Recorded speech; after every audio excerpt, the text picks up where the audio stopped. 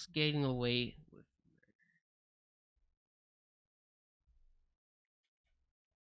murder. Huh. 911, what's your Huh. emergency? Seems interesting. Someone ran into someone else's A Chevy truck. Okay, are there still people inside it? I think it's a female and a male, I think. The people are dead already. There's blood everywhere. Fuck. On the morning of November 2nd, 2007, in Waterloo, Iowa, 2 people were shot dead as they drove through a residential neighborhood. Shot. The Okay. victims were found covered in blood after their sports utility vehicle crashed into a fence outside a home. When police arrived at the scene, they discovered a female driver and an adult male passenger, both of them having gunshot wounds to the head. Looking at the crime scene, it was clear to the detectives Did he hit them while driving? that the victims were shot by someone sitting in the back seat of the Oh, vehicle. okay, makes sense. The incident occurred unexpectedly as the pair were violently shot at close range. The detectives suspected that this might have been a drug deal gone bad, because when they searched the car, they found a gun, some cash, as well as some marijuana. Ooh. Ah, man. The 2 victims were identified as 28-year-old Ronald Skullark and 18-year-old Anissa Schroeder, and it appeared that the 2 were in a relationship. The 2 victims were identified as 28-year-old Ronald Skullark and 18-year-old Anissa Schroeder, and it appeared that the 2 were in a relationship at the time. At the scene, detectives also noticed a very long trail of blood that led down the street from behind the vehicle. There was also part of a footprint alongside the trail. It seemed that the shooter got out of the car immediately and started running back in the direction the vehicle came from, eventually arriving at an area of apartments that was nearby. Detectives know this because shortly after they found a second vehicle nearby, which appeared to have had a smudge of blood on the left rear passenger seat. Oh, okay. When police questioned the people living in the apartment, that's a lot of evidence. That's a lot of evidence. Oh yeah, he's getting caught. A couple said that the car was indeed theirs, and that the reason there was a smudge of blood on the car was because an African-American man covered in blood came to them as they were getting into the car and begged them to give him a ride out of the area. They obliged, and after 15 minutes of driving, they dropped him off in the middle of the street, and that was the last they've seen of him. Oh. Not long after the incident, police received information about a friend of Ronald Skullark's named Raymond Holmes. Raymond told the police that he had some information that he wanted to share about a possible suspect named Tay. Raymond He was immediately snitched. brought over to the police station for a formal interview. I don't care if you get a half pound in your house right now. I don't care. I'll let you. I smoke weed. I ain't gonna lie to you. I smoke weed. I ain't gonna lie to you. One of my best friends, so. He told you he was in their car. In the truck, yeah. In the truck, Suburban. And you bought 2 pounds of the dope. How close are he and Junior? Close enough, Junior, trust. Close enough. Scary like that? I mean, when he do something like this, he's a robber. He's a robber. Oh. He will. He's just laying it loose. He's laying it loose. Rob somebody. You know what I'm saying? That's, he known for that. I kill him. That I can't answer. You know what I'm saying? That's, he known for that. He's known to be a robber. That I can't. Wait. You know what I'm saying? That's, he known for that. I kill him. Why kill him? That I can't answer. Martavis Keys, commonly known as Tay, was tracked down by the investigators and was brought to the police station for an interview. His girlfriend, Ashley Edwards, who was 8 months pregnant at the time, was also brought into the police station. Okay. Time since murder 53 hours. Okay. What's your name?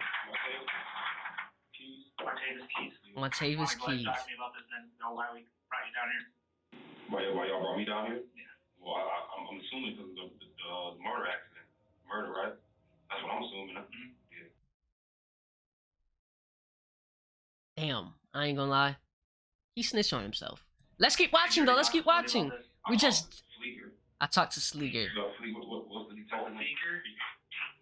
Yeah. Yes, Sleeker. yeah, Sleeker. When did you talk to Sleeker? That same day. That later on that evening. Later on that It's important evening. to mention that Tay was not unknown to police before this incident. In fact, Tay has been working as a confidential informant for one of the detectives covering the case. His Oh man, he's a rat too. What the fuck's happening now? job was to be a secret source who, through this contact officer, supplied information on criminal activity to the police. Ah. I know everything that happened. I know everything that happened. I was in the truck when it happened. You were in the truck when it happened. Usually, when someone is brought in as a potential suspect in a double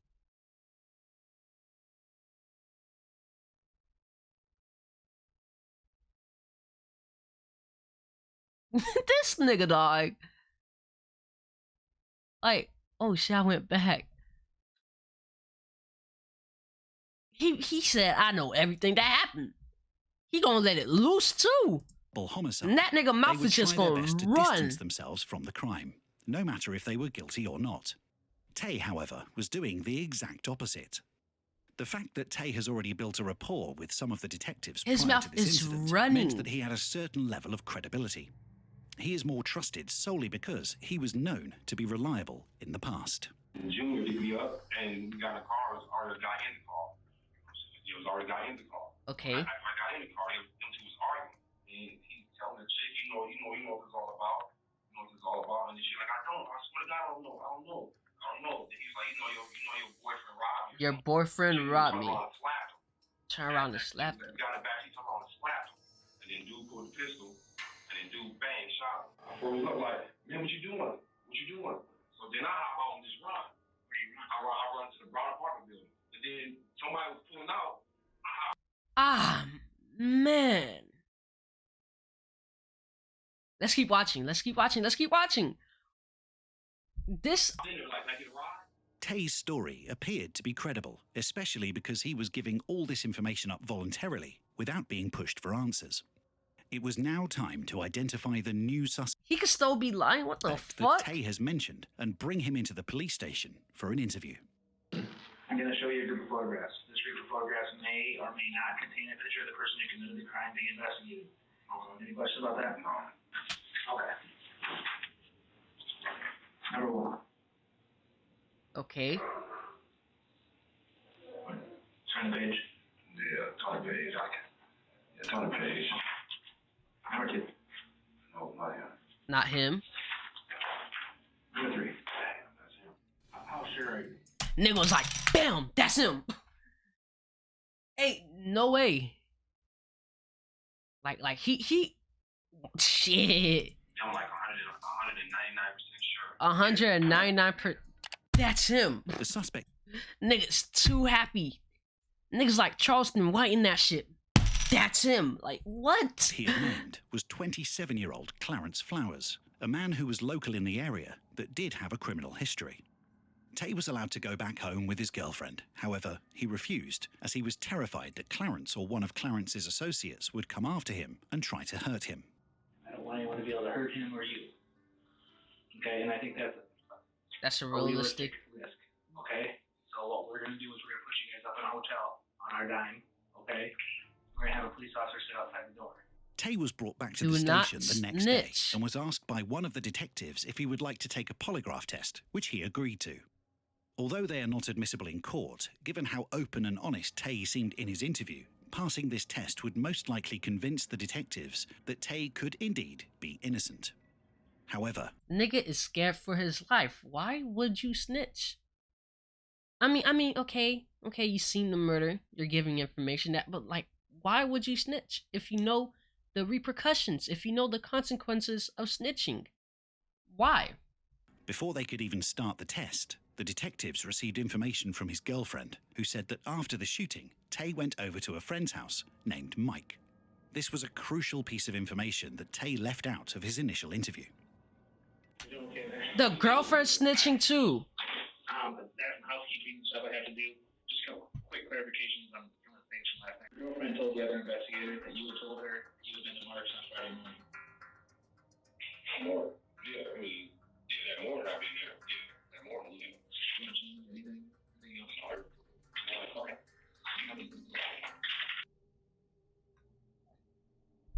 Was held in a separate room after it was concluded that Tay would not be given his results. Okay. Question. What do you think this car was? I don't know. Oh, what do you think it was? Yeah, I believe so. Yeah, it came back to. It came back truthful. Okay.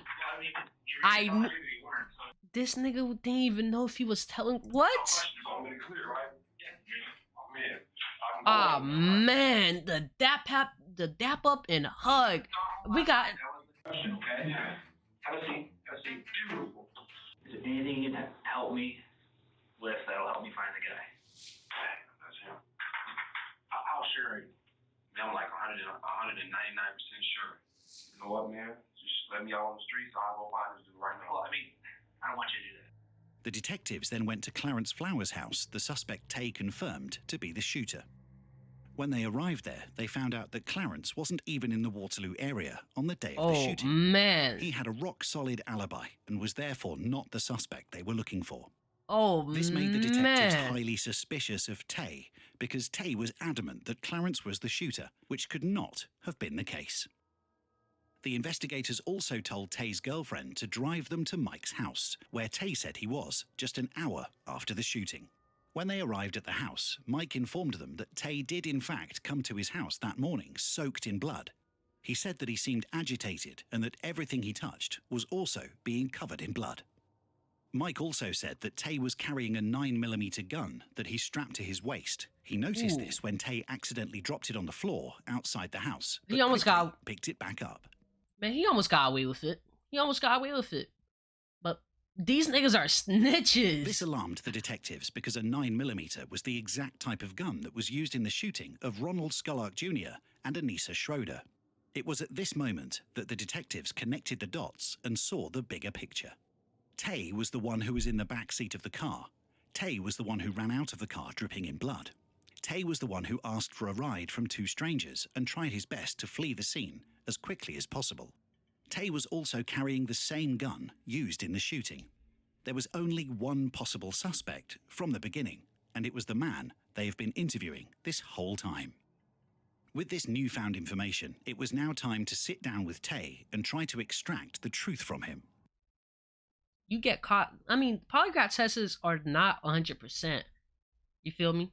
They always fail. But man, like, This has now turned from an informal interview to an interrogation. Like, he gets caught in the lie. 1, everybody's snitching. 2, except for the other nigga, he stayed solid. Nigga had an alibi. And your girlfriend snitched on you. 3, your girlfriend is leading the cops around. Like, she's probably on that. She's probably on one of those cops' dicks. Like, damn. Reason came back here, some things came up. Something came up. You need to be brutally honest with me about what happened over at Mark's house, okay? Okay. Hey, don't happen over there. Did you drop anything outside? I ain't dropped.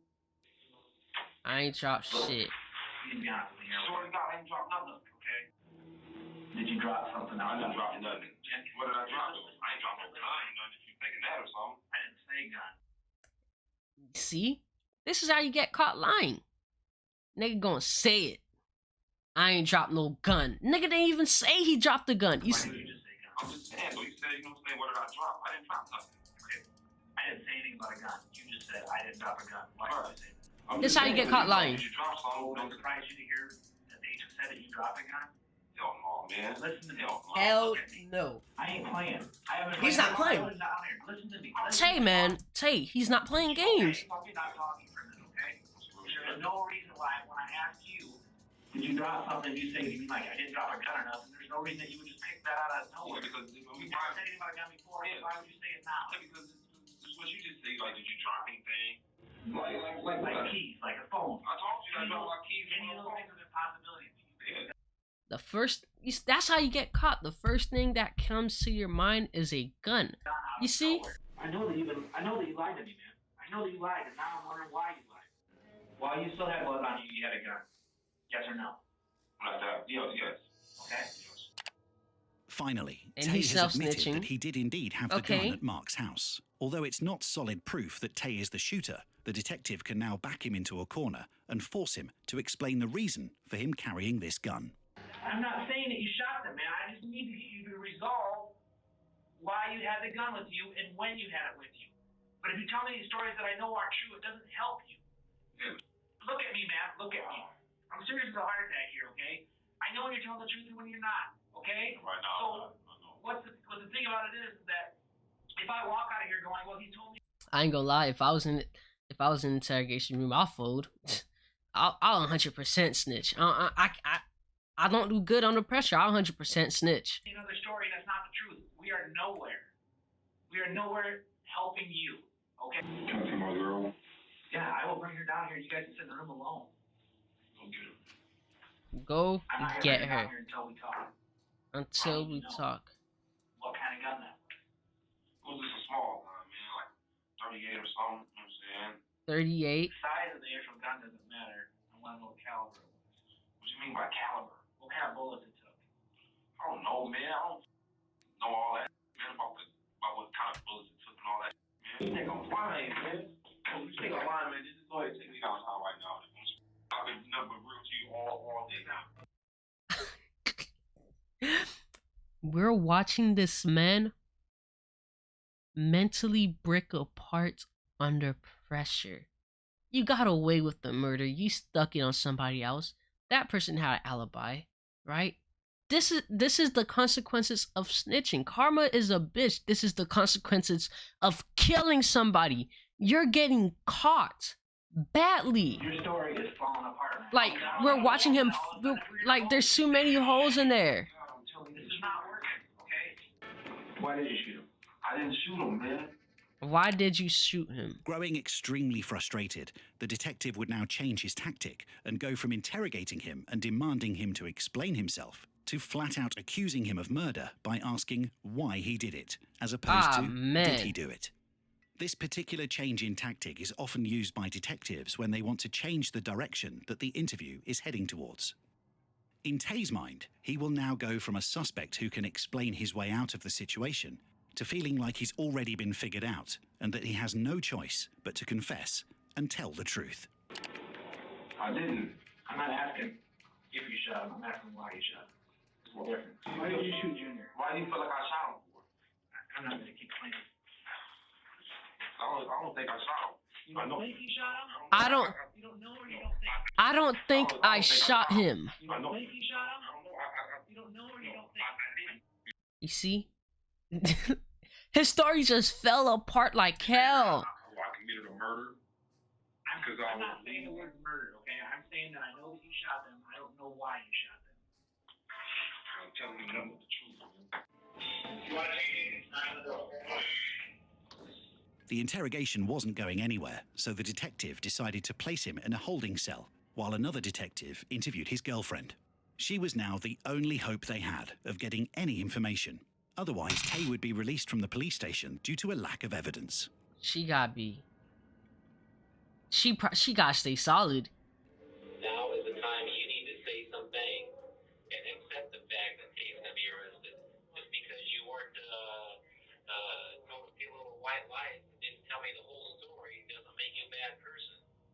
But you've got something on the way here. You're young, you got a life ahead of you. It says, no, I'm going to bring her back down here and give her a chance to tell the whole truth and nothing but the truth. This is a good thing to stop you. Oh, she didn't stay solid. And that child, at the very least, needs at least a mother there to take care of him or her. I wanted to believe him. Ah, man. I get somebody else and the story changed. And that somebody had shot somebody. I don't know what is the truth and what is the lie. Ah, man. The truth is what you know and what you saw. They were scared. Didn't know what to do. And I called it all over. That's why I had to give it up. Look out for all this. Put it in garbage bag.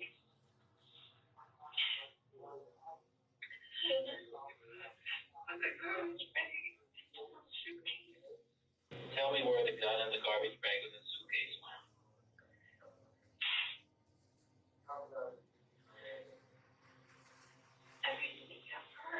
Okay. That.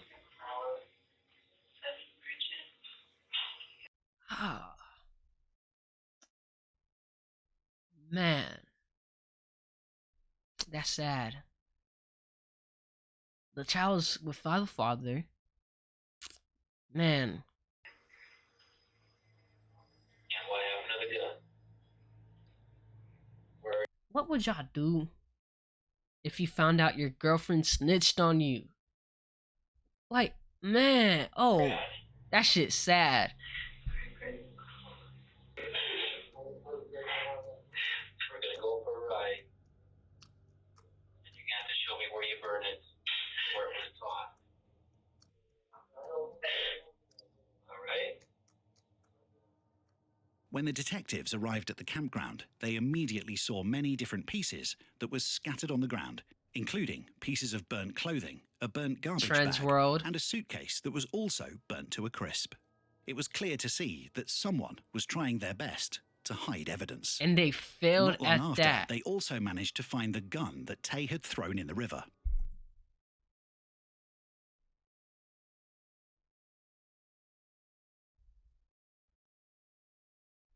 Why? Why? Like,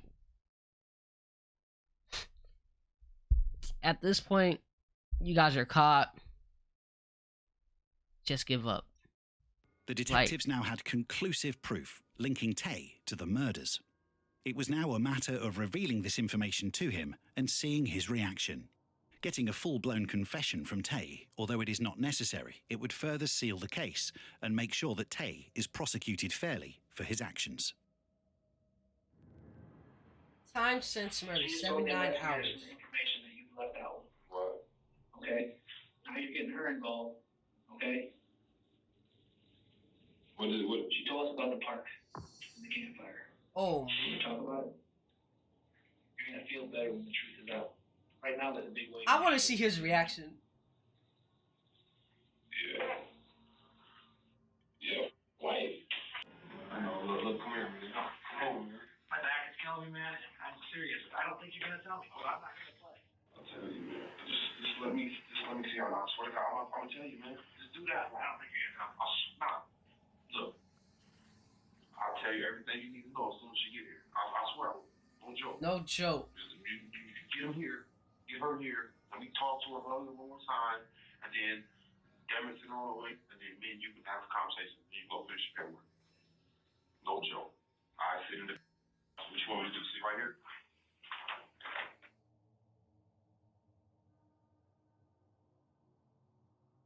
It's okay, man. No problem. No, I'm glad you did.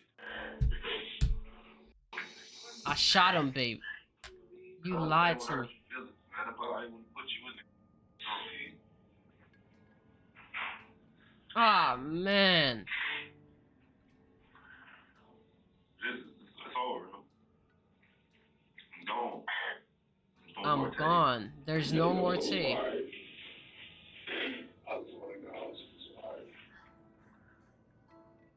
Damn, she really loved him too. On Thursday, February 26, 2008, just over 3 months after the tragic death of Ronald Skullark Jr. and Anissa Schroeder, Martavis Tay Keys was convicted of 2 counts of first-degree murder and was sentenced to life in prison without the possibility of parole. Damn, that's like, I think that's determined life in prison, some shit like that.